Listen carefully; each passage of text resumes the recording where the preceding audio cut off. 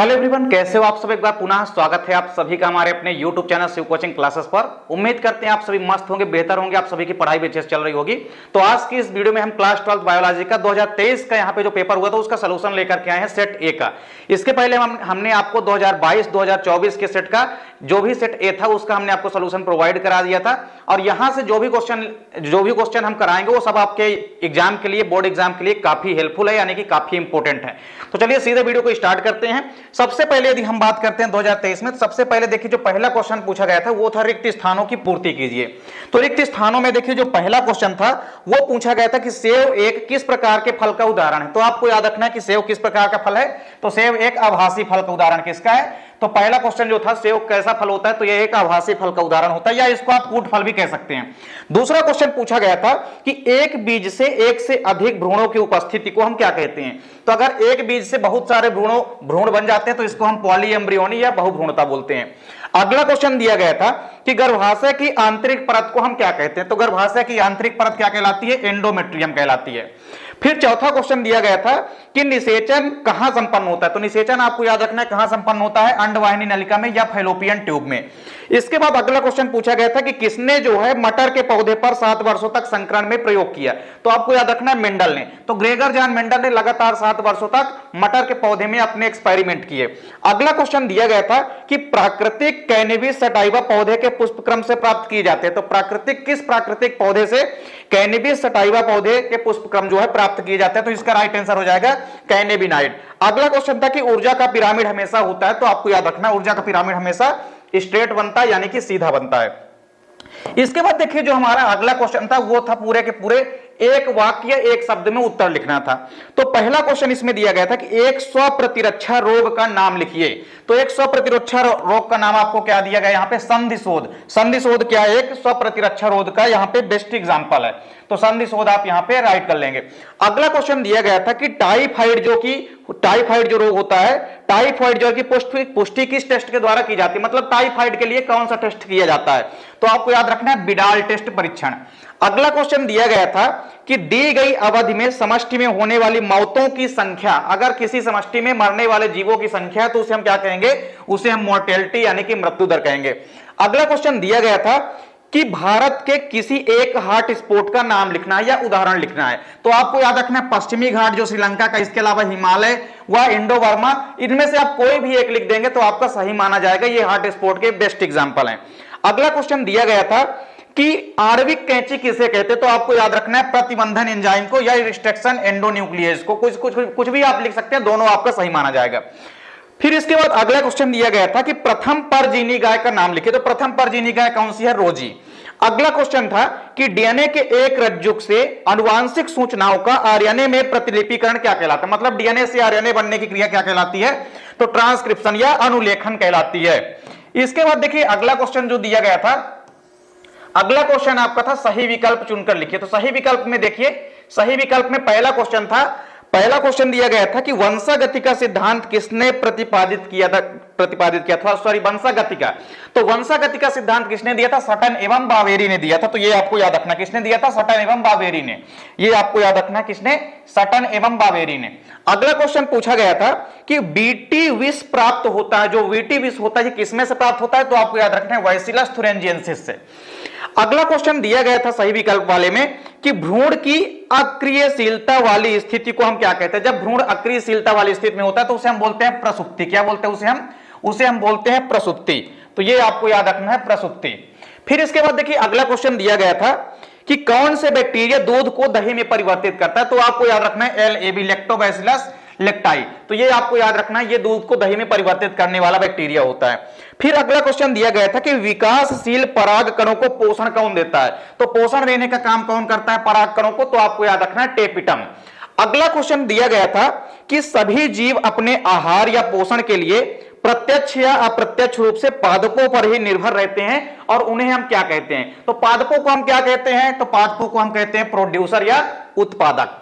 अगला क्वेश्चन दिया गया था कि अंतर कोशिका का समूह या कोशिकाओं का वह समूह जिनमें सभी ऊतकों एवं अंगों को उत्पन्न करने की क्षमता पाई जाती है। मतलब ऐसी कोशिका जो सभी प्रकार की कोशिकाओं को उत्पन्न करने की क्षमता रखती है, उसे हम कहते हैं स्टेम सेल यानी कि स्टेम कोशिकाएं। इसके बाद देखिए हमारा सही जोड़ी वाले प्रश्न थे, पूरे के पूरे प्रश्न इसके बाद थे सही जोड़ी वाले प्रश्न। तो सही जोड़ी में देखिए सबसे पहले दिया गया था हमारा एंट अमीबा। तो एंट अमीबा हिस्टोलिटिका का संबंध आपको याद रखना है किससे होता है? एंट अमीबा हिस्टोलिटिका का संबंध आपको याद रखना है, यह होता है अमीबियासिस से, क्योंकि एंट अमीबा के द्वारा अमीबियासिस रोग उत्पन्न होता है। फिर दूसरा दिया था जेल इलेक्ट्रोफोरेसिस। जेल इलेक्ट्रोफोरेसिस का काम क्या होता है? डीएनए के जो खंड होते हैं उनको अलग करने का काम करता है।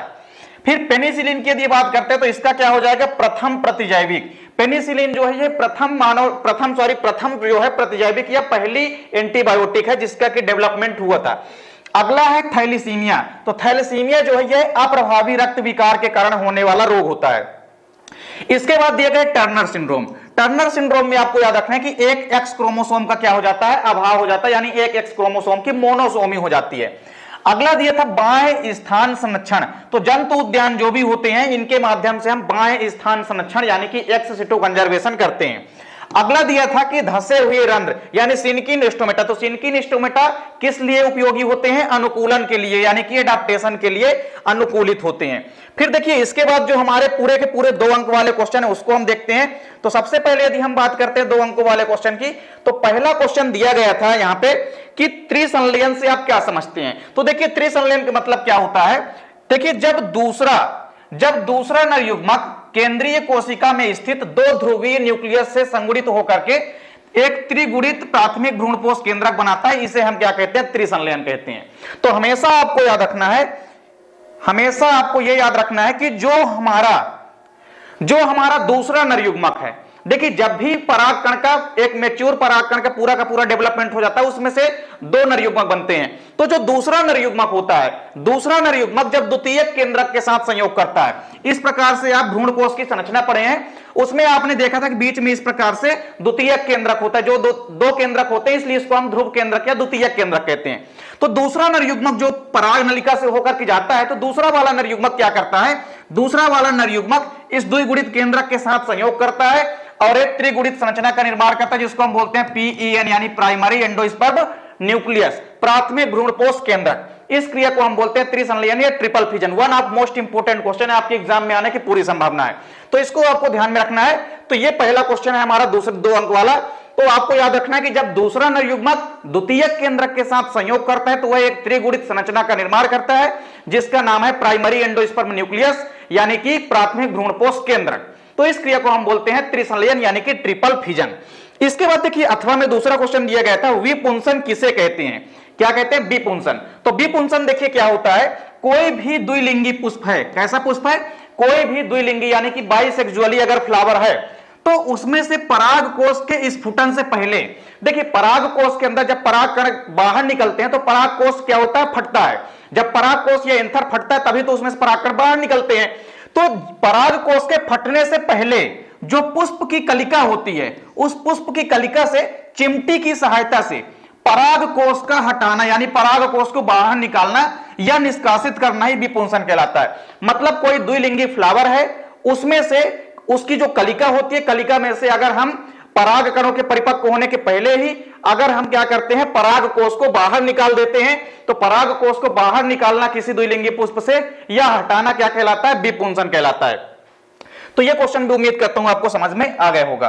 अब इसके बाद देखिए जो अगला क्वेश्चन पूछा गया था, यहां पे प्रसव किसे कहते हैं? तो प्रसव की परिभाषा की यदि हम बात करते हैं तो देखिए प्रसव होता क्या है?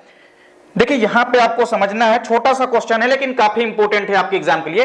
सगर्भता के अंत में, मतलब जब गर्भावस्था होती है, गर्भावस्था के अंत में क्या होता है कि गर्भाशय के जोरदार संकुचनों के कारण गर्भ बाहर निकल आता है और गर्भ के बाहर निकलने की इस क्रिया को हम प्रसव या शिशु जन्म कहते हैं। यानी गर्भावस्था की अवधि में जब गर्भावस्था कंप्लीट हो जाती है, यानी कि आप देखेंगे यदि हम महिलाओं की बात करें तो एज ए ह्यूमन की यदि बात करें तो 9 महीने में गर्भावस्था कंप्लीट होती है। उसके बाद क्या होता है? गर्भाशय में संकुचन होता है जिनके कारण से जो शिशु होता है वो बाहर निकल आता है। तो इस प्रकार से शिशु के जो बाहर निकलने की प्रक्रिया होती है गर्भाशय से, तो इसे हम कहते हैं गर्भावस्था। गर्भावस्था से जो बाहर निकलने की प्रक्रिया होती है शिशु के, तो इसे हम कहते हैं शिशु जन्म या प्रसव कहते हैं। तो प्रसव की क्रिया के माध्यम से ही शिशु जन्म होता है। तो इस प्रकार से आपको याद रखना है कि प्रसव की क्रिया क्या होती है, तो गर्भावस्था के अंत में गर्भाशय में जोरदार संकुचन होता है, जिसके कारण से कोई भी शिशु बाहर निकलता है, और इस शिशु के बाहर निकलने की जो प्रक्रिया है इसे हम कहते हैं प्रसव। इसके बाद देखिए जो अगला क्वेश्चन पूछा गया था, अगला क्वेश्चन पूछा गया था कोलेंट्रम या खीस क्या है। कोलेंट्रम या खीस, कोलेंट्रम की यदि हम बात करते हैं तो दुग्ध श्रावण के आरंभिक कुछ दिनों तक जो दूध निकलता है उसे हम खीस या कोलेंट्रम कहते हैं। इसमें कई प्रकार की प्रतिरक्षी पाई जाती है। देखिए जो दुग्ध श्रावण होता है, जब भी कोई बच्चा जन्म लेता है उसके बाद जो प्रारंभिक दिनों में मां के स्तन ग्रंथियों से जो दुग्ध निकलता है उस दुग्ध को हम बोलते हैं कोलेंट्रम या खीस। क्या बोलते हैं? खीस या कोलेंट्रम बोलते हैं। और इसकी खास बात यह होती है कि यह किसी भी शिशु जन्म के लिए, मतलब कोई भी जो शिशु जन्म हुआ है तो प्रारंभिक क्षणों के लिए, उसके प्रारंभिक दिनों के लिए यह दूध काफी इंपॉर्टेंट होता है। क्यों? क्योंकि इसमें कई ज्यादा मात्रा में एंटीबॉडी को डेवलप करने वाले गुण पाए जाते हैं, कई सारी प्रतिरक्षा तंत्र को, इम्यून सिस्टम को मजबूत करने वाले इसके अंदर गुण पाए जाते हैं। तो इस प्रकार से इसीलिए हम कहते हैं कि जो प्रारंभिक अवस्था में होती है किसी भी शिशु की, उसको मां का दुग्ध ही उसके लिए उत्तम या सर्वोत्तम या सर्वोपरि माना जाता है। तो आपको याद रखना कोलेंट्रम या खीस क्या है, तो दुग्ध श्रावण के प्रारंभिक दिनों में जो दुग्ध श्रावण होता है उसे हम कहते हैं कोलेंट्रम या खीस। इसके बाद देखिए जो अगला क्वेश्चन था, अगला क्वेश्चन क्या दिया गया हमारा, मृत्यु दर में तीव्रता। देखिए यहां पे क्वेश्चन पूछा गया था, अगला क्वेश्चन जनसंख्या विस्फोट के कारण लिखना है कोई दो। तो जनसंख्या विस्फोट के आपको केवल दो कारण लिखना है। पहला कारण देखिए जो प्रमुख कारण है वो ये है कि मृत्यु दर में तीव्र गिरावट, मृत्यु दर में तीव्र गिरावट।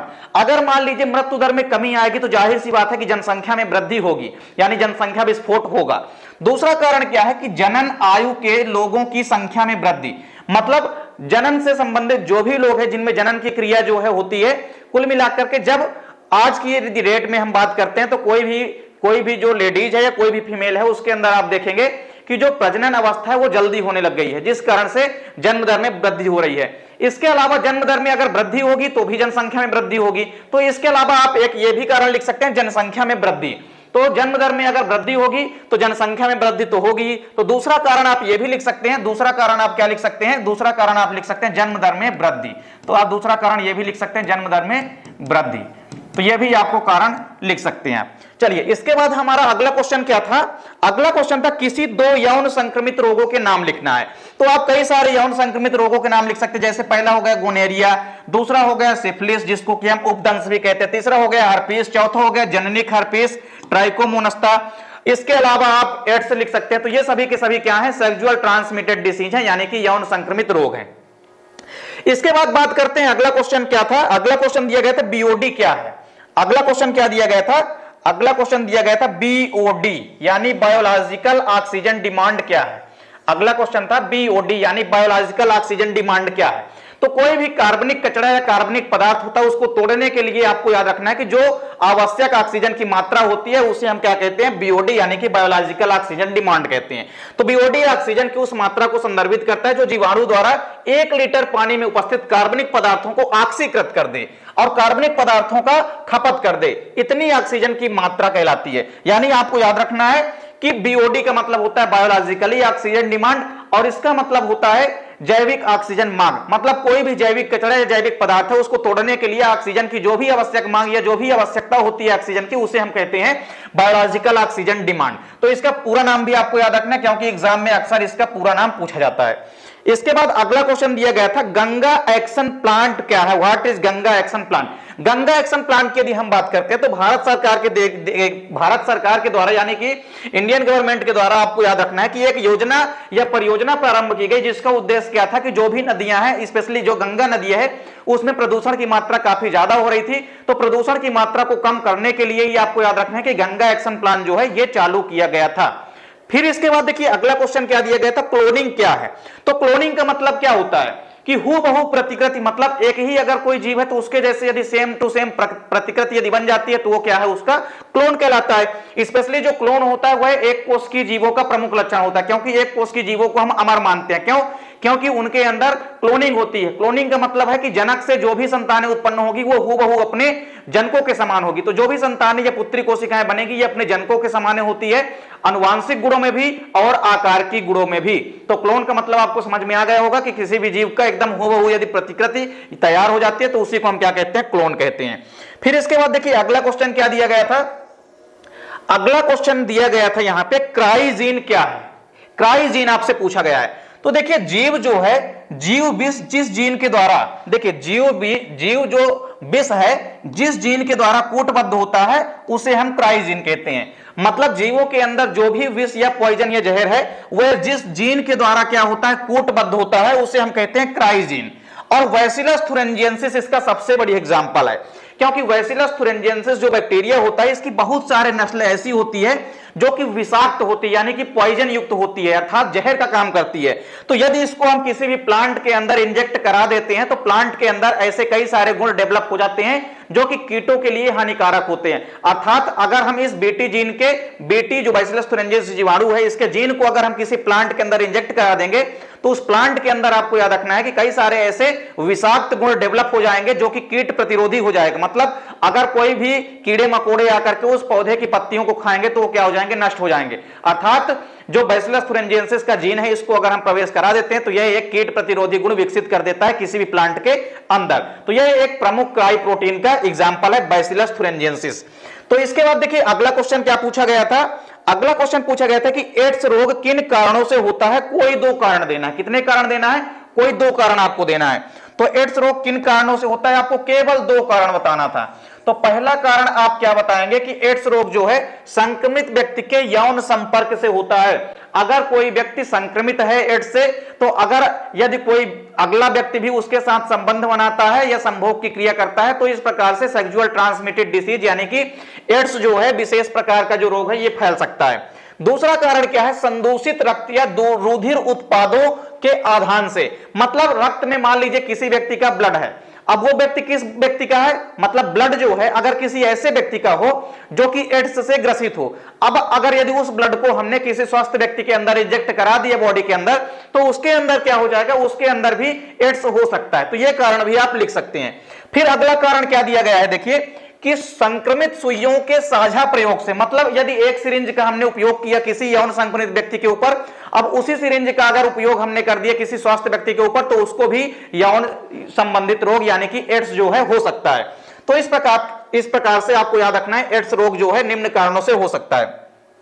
इसके बाद फिर देखिए अगला क्वेश्चन क्या पूछा गया था, अगला क्वेश्चन आपके लिए पूछा गया था यहां पे कि कैंसर का उपचार किस तरह से किया जाता है। तो देखिए कैंसर के उपचार करने के लिए कई सारी विधियां अपनाई जाती है, जिसमें से जो पहली विधि है वो है शल्य क्रिया का उपयोग। तो शल्य क्रिया के माध्यम से भी कैंसर का उपचार किया जाता है। शल्य क्रिया के माध्यम से उस कोशिका को ही बाहर निकाल दिया जाता है जो कि कैंसर फैलाने वाली यानी कि जो अनियमित कोशिका की वृद्धि हो जाती है उसको ही शल्य क्रिया के माध्यम से बाहर करने की कोशिश की जाती है इस प्रक्रिया में।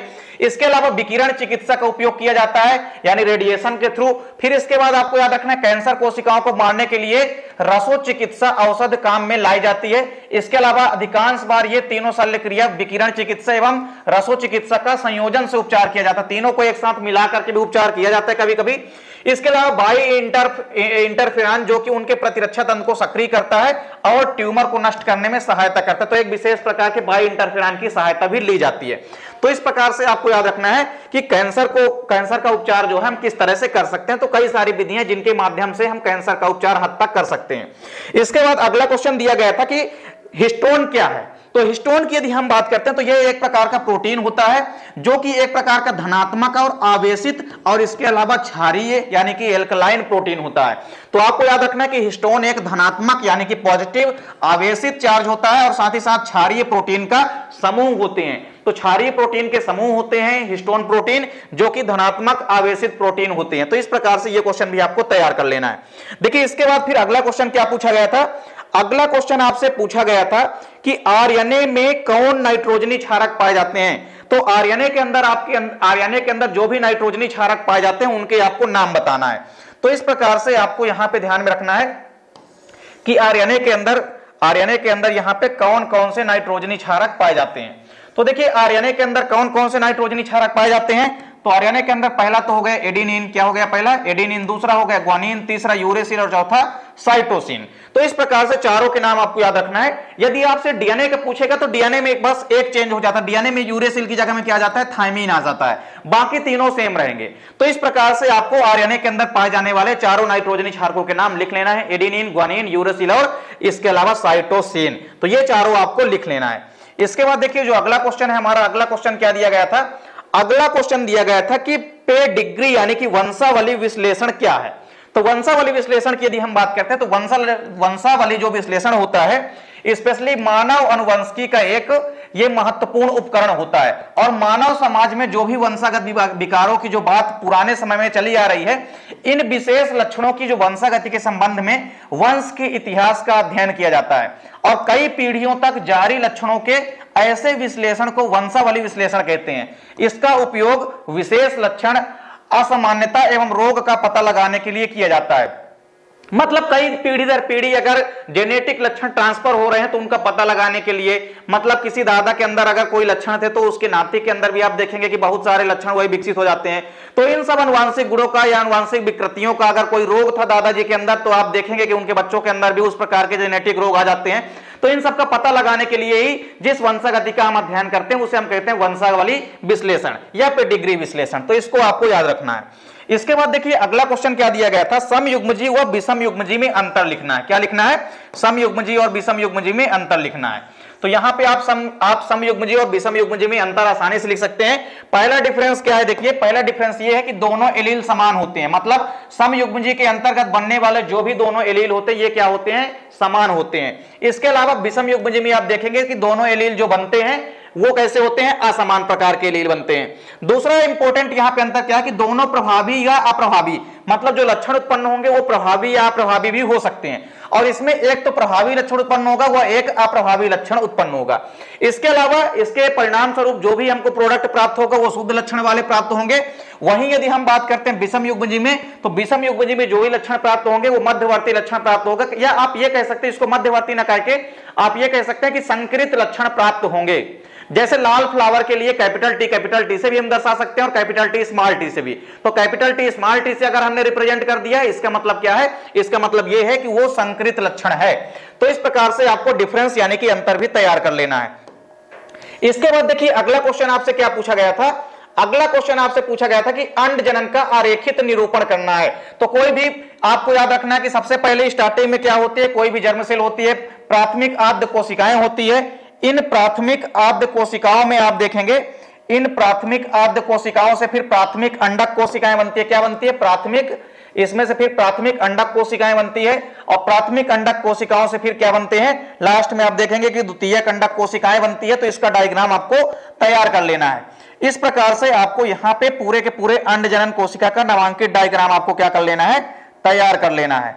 तो पूरे के पूरे कोशिका का आपको जब डायग्राम तैयार करना है तो आपको यहां पे ध्यान देना है कि अंड कोशिका की संरचना में आपको कई सारी चीजें यहां पे दिखाई देती है।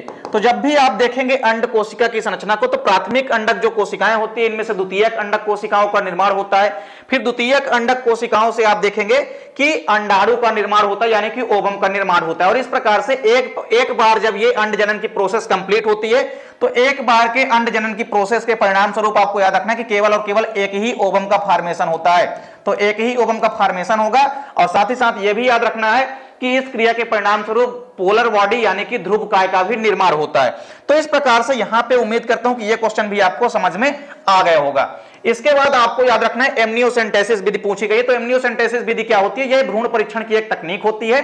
और इस तकनीक के माध्यम से हम क्या करते हैं, किसी भी मादा के गर्भाशय से एमनियोटिक द्रव को बाहर निकालते हैं और एमनियोटिक द्रव को बाहर निकालने के पश्चात हम उस एमनियोटिक द्रव का परीक्षण करते हैं। और इस प्रकार से अगर किसी भी भ्रूण के अंदर कोई भी असामान्यता है या अनुवांशिक विकृतियां तो उसका हम पता लगा सकते हैं। इसके अलावा एमनियोसेंटेसिस प्रोसेस के माध्यम से हम भ्रूण के लिंग का भी पता लगा सकते हैं। होने वाली संतान जो है मेल होगी कि फीमेल होगी, मतलब डॉटर होगी कि सन होगा, इसका भी हम पता लगा सकते हैं एमनियोसेंटेसिस प्रोसेस के माध्यम से।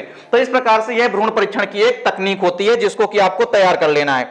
इसके बाद आपसे पूछा गया था टेस्ट क्रॉस। तो टेस्ट क्रॉस में आपको हमेशा याद रखना है कि टेस्ट क्रॉस का मतलब क्या होता है, जब हम किसी प्रभावी जनक का, देखिए जब हम किसी जनक का क्रॉस कराते हैं किसके साथ, F1 संकर के साथ, तो किसी भी जनक का अगर क्रॉस हम F1 संकर के साथ कराते हैं मतलब हमने दो लक्षण लिया और दोनों लक्षण का हमने क्या कराया, आपस में क्रॉस कराया। तो जब हम दोनों लक्षणों का क्रॉस कराएंगे तो लक्षणों का क्रॉस कराने के परिणाम स्वरूप जो हमको संकरित लक्षण प्राप्त होंगे यानी कि F1 पीढ़ी हमको प्राप्त होती है, उस F1 पीढ़ी का क्रॉस अगर हम किसके साथ करा देते हैं, किसी भी जनक के साथ करा देते हैं, चाहे प्रभावी या अप्रभावी, तो इस प्रक्रिया को हम क्या बोलेंगे, टेस्ट क्रॉस बोलेंगे। तो टेस्ट क्रॉस का मतलब भी यही होता है कि केवल प्रभावी विशेषक के फिनोटाइप को देखकर उसके जीनोटाइप को पता नहीं चलता है, इसलिए मेंडल ने F2 पीढ़ी के लंबे पौधों का बौने पौधों के साथ क्रॉस कराया जिसे हम परीक्षण संकरण कहते हैं।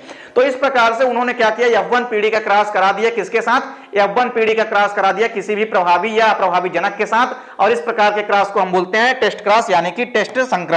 तो आपको याद रखना है, यह क्वेश्चन भी आपको तैयार कर लेना है। इसके बाद देखिए अगला क्वेश्चन आपका क्या दिया गया था यहां पे कि मिलर व यूरो के जो भी प्रयोग किए थे उनका आपको डायग्राम केवल तैयार करना है। इसके अलावा अगला क्वेश्चन पूछा गया था किशोरों को एल्कोहल और ड्रग का सेवन करने से रोकने के क्या उपाय हैं। तो कई सारे उपाय हैं जिनको आपको ध्यान में रखना है। तो पहला नंबर क्या है कि हर किशोर का अपना व्यक्तित्व होता है, उसको उसकी थ्रेशोल्ड से गतिविधियों को करने के लिए अनावश्यक दबाव नहीं डालना चाहिए, किसी प्रकार से जोर जबरदस्ती करके नहीं छुड़वानी चाहिए और बल्कि उसके नुकसानों के बारे में उनको बताना चाहिए। इसके अलावा शिक्षा तथा परामर्श, उनको शिक्षा देना चाहिए तथा कई प्रकार के परामर्श देना चाहिए जिसके माध्यम से वो अपना पूरा वर्क जो है ट्रांसफर कर सकें, या आप ये कह सकते हैं कि वो छोड़ने में कई हद तक मदद करेगी। तो अगर हम उनको कई सारे इनके नुकसान बताएंगे तो जाहिर सी बात है कि उनके माइंड में भी कहीं ना कहीं आएगा कि ये हमारे लिए नुकसान सिद्ध हो सकता है। तो इस प्रकार से आपको ध्यान रखना। तो यहां पे देखिए जितने भी इंपॉर्टेंट क्वेश्चन हमने आपको कराए हैं, उम्मीद करता हूं कि वीडियो आपको पसंद आई होगी।